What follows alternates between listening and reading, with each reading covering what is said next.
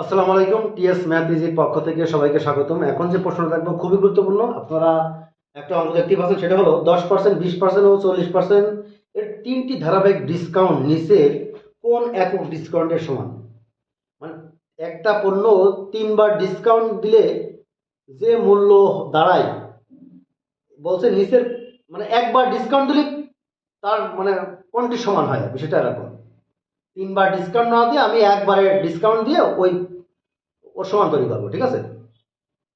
Clear? দেখেন এই এই টাইপের প্রশ্ন কিভাবে করতে হবে। দেখেন এই টাইপের প্রশ্ন করতে গেলে আমাদের আহ, দেখেন একদিন আমাদের মানে যে যে ডিসকাউন্ট দেওয়া ছিল, কত ছিল? প্রথম ছিল 10%। দেখেন 10% দেওয়া ছিল, তারপরে 20%, তারপরে 40%। ওকে, এই টাইপের অঙ্ক করতে গেলে কিন্তু আমরা একই সূত্র ব্যবহার করবো। কোন সূত্র? এটা শর্টকাট টেকনিকের সূত্র আছে। এর আগেও আমি অনেক ভিডিওতে এই একই সূত্র অঙ্ক করিয়েছি, ঠিক আছে? সূত্রটা হলো এরকম: A plus B, A cross B by 100। এই সূত্র ব্যবহার করে কিন্তু এটা করা সম্ভব। দেখেন আমি প্রথম কাজ করব, প্রথমে দুইটা ডিসকাউন্টে কাজ করব। দুইটা ডিসকাউন্টকে আমি একটা এ ধরবো, একটা বি ধরবো। ধরলেন প্রথমটা হচ্ছে যে এ -10, যেহেতু ডিসকাউন্ট মানে কমছে, -10। বি কত হবে? -20। এই মান দুটো আমি এখানে বসাই দেবো, কত হয় দেখুন তো? -10, -20, -10, -20 বাই কত? 100। একটু কাটাকাটি করেন সুন্দর করে। তাহলে -30 যোগ 2, তার মানে -28% কিন্তু প্রথম দুটো থেকে ডিসকাউন্ট করছে। এইবার মানে দুটো স্টেপে করতে হবে। দেখেন আমি দুটো কারণ এখানে যেহেতু সূত্র এ আর বি আছে, এখানে সি নাই, সেই জন্য আমি প্রথম দুটো থেকে আমি একটা মান বের করে আসলাম, একটা পার্সেন্টেজ। দেখেন আমি এবার এইটা ব্যবহার করব। এইটা ব্যবহার করার সময় কি করবেন? আগে যেটা বেরিয়েছে ওইটাকে আমি এ ধরবো, এটাকে বি ধরবো, ঠিক আছে? একই সূত্র ব্যবহার করবো। কি হবে?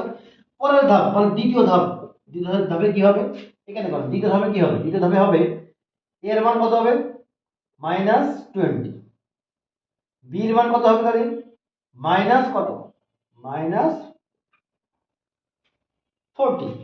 কারণ সব তো ডিসকাউন্ট মানে কমছে। হ্যাঁ, তাহলে এখন যদি আমি ওই সূত্র ব্যবহার করতে কি হবে দেখেন, -28 -40 -40 বাই 100।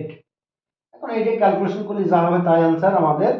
এটা 68 প্লাস একটু কাটাকাটি না গুণ করে, তাহলে 1120 বাই 100। আপনারা 100 দিয়ে ভাগ করার সিস্টেম নিশ্চয়ই জানেন। নিচে যেহেতু দুটো শূন্য আছে, তাহলে উপরের যে লব আছে বা যে সংখ্যা আছে ডান থেকে 2 ঘর এসে কিন্তু পয়েন্ট হবে। তার মানে এত প্লাস 11.20, তাহলে আমাদের পাচ্ছি কত দেখেন? তার মানে পাচ্ছি আমরা -56.2। 56 কত आंसर? আমাদের आंसर কত আসছে তাহলে? 56.8। 56.8%। ঠিক আছে, আপনারা যদি করেন তাহলে এটা আসবে, ঠিক আছে? হ্যাঁ, তাহলে এত ডিসকাউন্ট, তাহলে এত পার্সেন্ট ডিসকাউন্ট। হ্যাঁ, তাহলে आंसर কত হবে? -56.8%। তাহলে आंसर কত হবে? খ নম্বর आंसर। ওকে।